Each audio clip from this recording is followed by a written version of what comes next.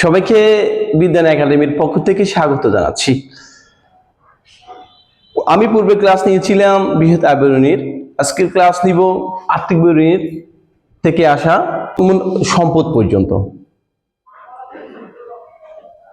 সুপ্রিয় শিক্ষার্থীরা লক্ষ্য করো, এখন তোমরা যখন আর্থিক বিবরণী প্রস্তুত করতে যাবা, প্রথম হচ্ছে আর্থিক বিবরণীটা পরে লিখে দিবে, এরপরে হচ্ছে প্রশ্নতে একজন নাম লিখে থাকবে, একজনের নাম লিখে থাকবে, ওই নামের হিসাবটা লিখতে হবে। তারপর হচ্ছে 31 ডিসেম্বর সমাপ্ত বছরের জন্য এই হিসাবটা লিখতে হবে প্রথমে, ঠিক আছে। তারপর হচ্ছে কলামটা অঙ্কন করবা, অঙ্কন করার পর হচ্ছে আর্থিক বিবরণী প্রস্তুতের প্রথম স্টেপ হচ্ছে চলতি সম্পদ বা স্বল্পমেয়াদী সম্পদগুলো আসবে, ঠিক আছে। এখন প্রথমে আমি লিখে দিয়ে গেছি দেনাদার অথবা প্রাপ্য হিসাব।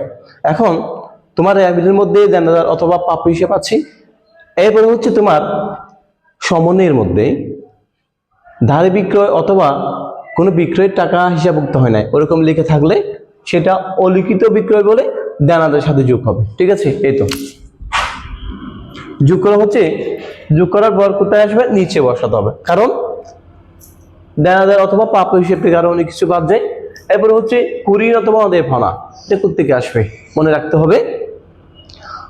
সমন্বয়ের মধ্যে অনেক সময় দেনাদারের টাকা আদায়যোগ্য হয় নাই এবং অবশিষ্ট দেনার উপর এত% সঞ্চয় ধার্য করো, ওরকম লিখে থাকে।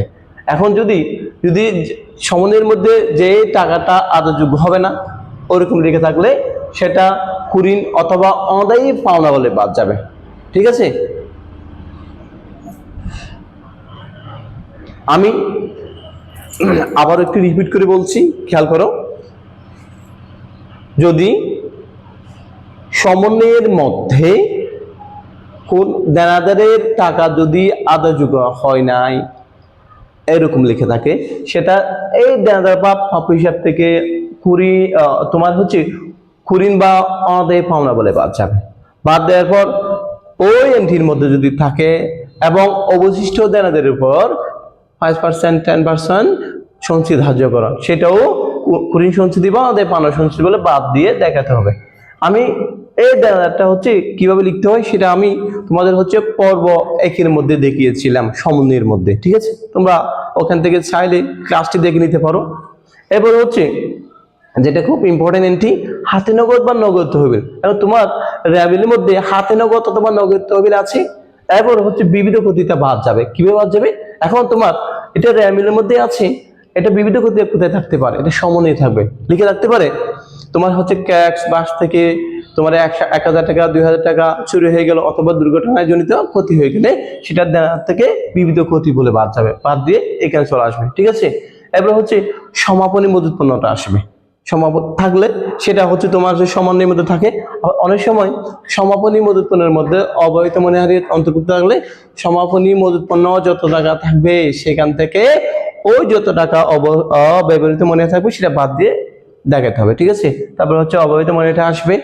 এরপর একটা ইম্পর্টেন্ট বিষয় মনে রাখতে হবে, সমস্ত খরচের আগে যদি তোমার অগ্রিম লিখে থাকে, অগ্রিম অর্থাৎ অগ্রিম প্রদত্ত খরচগুলাও চলতি সম্পদে আসবে, ঠিক আছে। আমি এখানে লিখে দিয়েছি অগ্রিম খরচ সমূহ। এবার হচ্ছে বকেয়া আয় সমূহ। এখন হচ্ছে বকেয়া আয় বলতে কি বোঝে, ও যেগুলোর কারণে মালিকের সত্য ভারে, এই এন্ট্রির আগে যদি তোমার বকেয়া লিখে থাকে, অর্থাৎ ধরো তোমার হচ্ছে উপভাড়া, এর আগে কি লিখে আছে, বকেয়া লিখে আছে, সম্পদ হয়ে যাবে।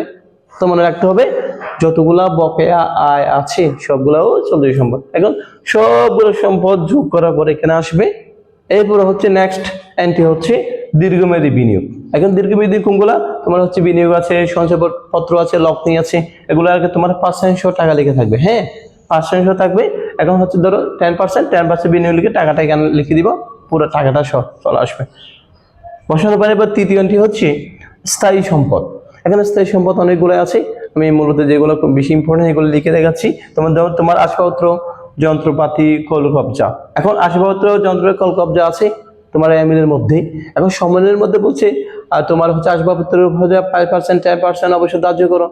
তো মনে রাখতে হবে আসবাবপত্র বলো, যন্ত্রপাতি বলো, কলকব্জা বলো, যে হিসাবটা থাকুক না কেন সেটার উপর যদি কোনো তোমার সমন্বয়ের মধ্যে অবশ্যই থাকলে সেটা অবশ্যই বলে ভাগ যাবে, ঠিক আছে। ধরো তোমার 5% ধরলাম, আমার টাকা হচ্ছে তোমার হচ্ছে কয় টাকা, ধরো 50,000 টাকা, 5% ধরো আমার 2,500 টাকা বের হয়েছে, তোমার হচ্ছে এই 50,000 টাকা লিখে মাইনাস 5% যত টাকা বের হবে সেটা বিয়োগ করে এখানে দেখাতে হবে সব এন্ট্রির ক্ষেত্রে।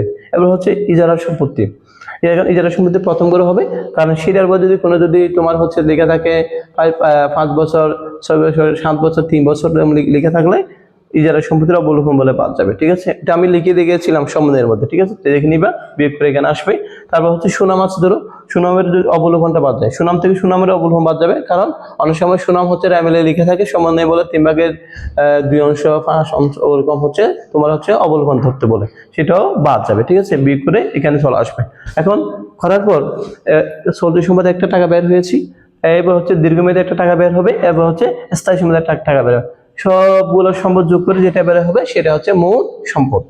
আজকে এতটুকু থাক, আমি হচ্ছে এরপরে পার্টটা নিয়ে আলোচনা করি, এরপরে যে অংশটা থাকবে এটা নিয়ে হচ্ছে আমি পরবর্তী ক্লাস নেব। ঠিক আছে, ওকে, সকলকে অসংখ্য ধন্যবাদ।